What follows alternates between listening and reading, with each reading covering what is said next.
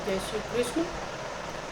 अभी इसके पहले हमने सुख सागर नामक ग्रंथ से प्रथम स्कंद से प्रथम अध्याय और द्वितीय अध्याय किया था, कथा उसकी कही थी।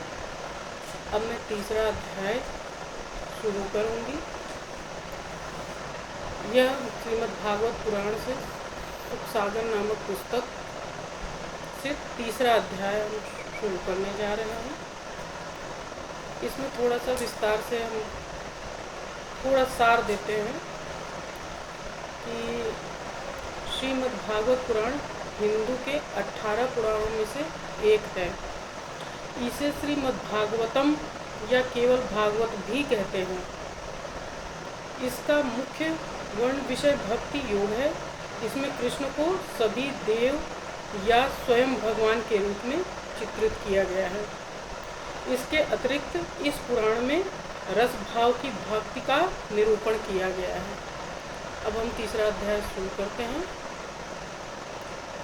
धर्म हेतु प्रभु ले अवतारा, प्रगटे भू पर बारंबारा। भक्तन हित अवतरत गुसाई, तारे दुष्ट व्याध की नाही। शुभ जी बोले, सृष्टि के आरंभ में भगवान जब सृष्टि रचने की इच्छा करते हैं तब महत्व आदि से 10 इंद्रियां, एक मन और 5 भूतों से युक्त होकर पुरुष रूप ग्रहण करते हैं। जब वे योग निद्रा से जाग जाते हैं तब उनकी नाभि से एक कमल प्रकट होकर के क्षीर सागर से ऊपर आता है। उसी कमल से प्रजापति ब्रह्मा की उत्पत्ति होती है। क्षीरसाई भगवान नारायण के विराट रूप से समस्त ब्रह्म लोक ब्रह्मांड आदि व्याप्त रहते हैं। योगी जन उसी विराट रूप को अपनी दिव्य दृष्टि से देखते हैं। उसी विराट रूप में सहस्रों पैर, भुजाएं, जंघाएं तथा मुख होते हैं। सहस्र सिर, सहस्रों कान, सहस्र नेत्र और सहस्रों नासिकाएं होती हैं। ये सहस्रों मुकुट, वस्त्र, कुंड और आयुधों से युक्त होते हैं। भगवान का यही नारायण स्वरूप भक्त की रक्षा तथा दुष्ट के संहार के लिए अवतार ग्रहण करता है। उन्हीं के अंशों के समस्त प्राणियों की सृष्टि होती है। इन्हीं भगवान नारायण में कौमार सर्ग में सनक, सनंदन, सनातन तथा सतकुमार ब्रह्म ऋषियों का अवतार लिया। दूसरी बार इन्हीं भगवान ने वाराह अवतार धारण किया और पृथ्वी को रसातल में ले आए। तीसरी बार नारद जी के रूप में अवतार लेकर के सात्वत तंत्र, जिसे नारद पांच रात्र भी कहते हैं, उसका उपदेश ऋषियों को दिया। इसमें कर्म बंधन से मुक्त होने का निरूपण है। धर्म की पत्नी मूर्ति देवी के गर्भ से नारायण का अवतार हुआ। यह भगवान का चौथा अवतार है। उन्होंने बद्रीवन में जाकर के घोर तपस्या की। 5वां अवतार माता देवहूति के गर्भ से कपिल मुनि का हुआ, जिन्होंने अपनी माता को सांख्य शास्त्र का उपदेश दिया। 6वें अवतार में अनसुईया के गर्भ से दत्तात्रेय प्रकट हुए। इन्होंने प्रहलाद, अलर्क आदि को ब्रह्म ज्ञान दिया। 7वें अवतार में आकुति के गर्भ से यज्ञ नाम से अवतार धारण किया। नाभि राजा की पत्नी मेरु देवी के गर्भ से ऋषभदेव के नाम से भगवान का 8वां अवतार हुआ। उन्होंने परमहंसी का उत्तम मार्ग निरूपण किया। 9वीं बार राजा पृथु के रूप में भगवान ने अवतार लिया, जिन्होंने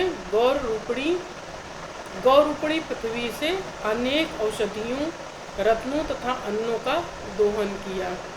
10वां अवतार मत्स्य भगवान ने लिया। जब चाक्षु मनवंतर में एक संपूर्ण पृथ्वी जल में मग्न हो गई थी, तब इस पृथ्वी का नौका बनकर के वैश्वत मन की रक्षा की थी। 11वें अवतार में कच्छप का अवतार धारण किया और समुद्र मंथन के समय देवता तथा असुरों की सहायता की थी।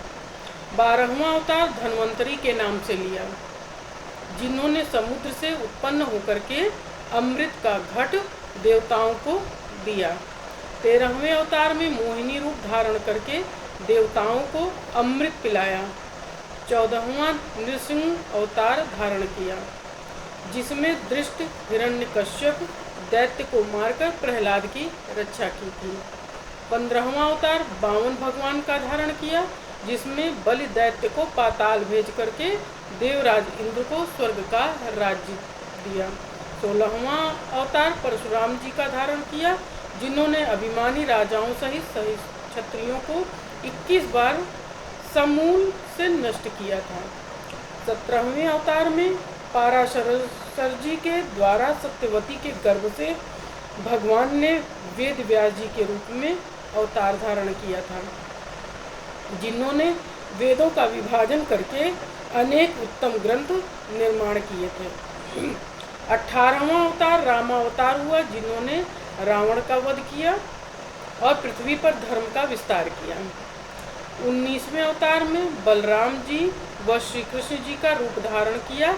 भगवान श्री कृष्ण का अवतार संपूर्ण कलाओं से हुआ था। तत्पश्चात बुद्धदेव का अवतार धारण करेंगे। कलयुग के अंत में विष्णु यश नामक ब्राह्मण के गर्भगृह में कल की भगवान का अवतार रहेगा। हे शौनक जी, जब जब दुष्टों का भार पृथ्वी पर बढ़ता है और धर्म की हानि होती है, तब तब भगवान अपने अंशावतारों से पृथ्वी पर शरीर धारण करते हैं और पापियों का संहार करके भक्तजनों की रक्षा करते हैं। भगवान का यह साकार रूप है, किंतु भगवान का निराकार रूप भी है, जिसे सूक्ष्म अव्यक्त रूप कहते हैं, जो न तो किन्हीं गुणों में वर्तता है और न ही दिखाई देता है और न सुनाई देता है। आत्मा का आरोप होने से यह जीवात्मा है। यही जीवात्मा बार बार जन्मता है और मरता है। यह जीवात्मा सूक्ष्म होते हुए भी अज्ञान के कारण स्थूल शरीर धारण करता है। जब इस जीवात्मा को ज्ञान उत्पन्न हो जाता है, तब यह स्थूल शरीर के आरोप को त्याग कर मुक्त हो जाता है। जब यह अपने सच्चिदानंद स्वरूप को जान लेता है, तब उसी परमात्मा में विलीन हो जाता है। भगवान सृष्टि की रचना, पालन और संहार लीला मात्र से ही करते हैं, किंतु इसमें मोहित नहीं होते हैं। संपूर्ण प्राणियों में गुप्त रूप से वास करते हुए उनके संपूर्ण कार्यों को देखते हैं। कर्म करते हुए भी उनमें आसक्त नहीं होते हैं।